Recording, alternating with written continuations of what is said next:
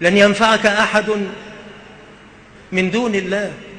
ستموت وحدك، وتقبر وحدك، وتسأل في القبر وحدك، وتبعث وحدك، وتنشر وحدك، وتعرض على ربك وحدك، وتمر على الصراط وحدك، وتحبس إن أذن الله بدخولك الجنة على القنطرة وهي طرف الصراط مما يلي الجنة وحدك، وتدخل الجنة وحدك، أو تعذب في النار وحدك، لن يعذب عنك أحد. فاحمل مسؤوليتك. الحياة ليست مبنية على التهريج، لا وقت للتهريج والعبث. الحياة ثوان معدودة لابد أن نستغلها. وتأمل في حال إنسان تصفه أنت بالعطف، يمر في طريق يجد درة ويجد بعرة، فيلتقط البعرة ويدع ويترك الدرة. هذا سفيه. لحظة تمر منك تأتي خزانة فارغة يوم القيامة، فكيف إذا وجد في الخزانة ما يضرك؟ إن الرجل لا يتكلم بالكلمة من سخط الله لا يلقي لها بالا، يهوي بها في النار أبعد مما بين السماء والأرض. وإن الرجل لا يتكلم بالكلمة من سخط الله لا يلقي لها بالا، يضحك بها جلساءه، يكتب الله عليه بها سخطه إلى يوم يلقاه. وفي المقابل ما يرضي الله. الحياة صعبة، محنة ليس فيها عبث، ولا هي بمتحملة للعب. تأمل في حالك، وخذ بقول نبيك صلى الله عليه وسلم: واحرص على ما ينفعك. إن كان التهديد ينفعك هرج، إن كان العبث ينفعك اعبث، إن كان تضييع الوقت ينفعك ضيع وقتك ما دام ينفعك.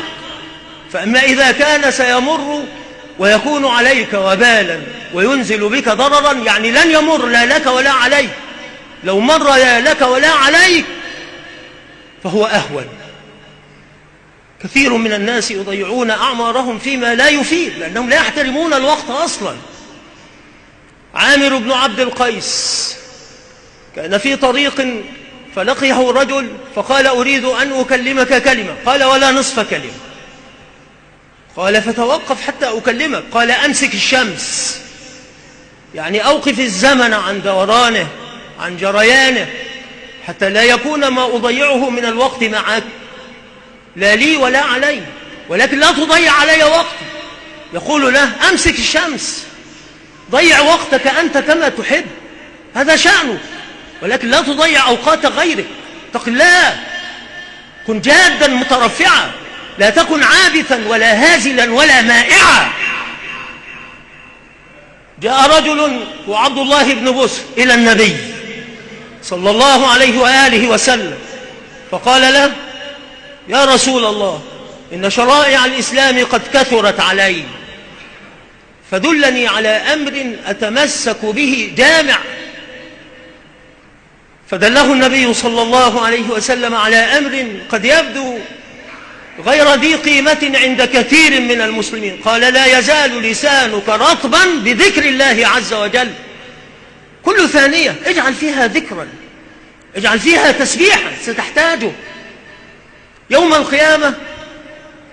تحتاج حسنة واحدة تكون مرجحة وفاصلة، وإلا فيحبس من تساوت حسناته وسيئاته على الأعراف، حتى يفصل الله رب العالمين بين الخلائق، ويصير أهل الجنة للجنة وأهل النار للنار، ويدخلهم العزيز الغفار جنته برحمته وهو أرحم الراحمين. ولكن إذا لم تتساوى الحسنات والسيئات وزادت الحسنات على السيئات، فهذا في النار إلا أن يشاء الله شيئا فيرحمه. تحتاج حسن ستمضي وراء أبيك في القيامة. أنت، أنا أقول لك أنت، لا أقول سيجري وراء أبيه غيره، أنت ستجري وراء أبيك في العرصات. يا أبت أي ابن كنت لك؟ يقول: خير ابن كنت، أريد منك اليوم حسنة. يقول: لا، أخاف اليوم مما منه تخاف، سيجري أبوك وراءك. يقول لك: أي أب كنت لك؟ تقول: خير أب كنت. فيقول: أريد منك اليوم حسن. تقول: أبدا، أخاف اليوم مما منه تخاف. أمك، أختك، مسؤولية فردية. احرص على نفسك، لا تضيع وقتك، لا تضيع حياتك، إنما أنت أنفاس، كلما ذهب نفس ذهب بعضه، كما قال الحسن البصري: يا ابن آدم إنما أنت أنفاس، فكلما ذهب نفس ذهب بعضه. يعني تقترب من القبر خطوة، كل يوم يمر عليك يقربك من القبر خطوة.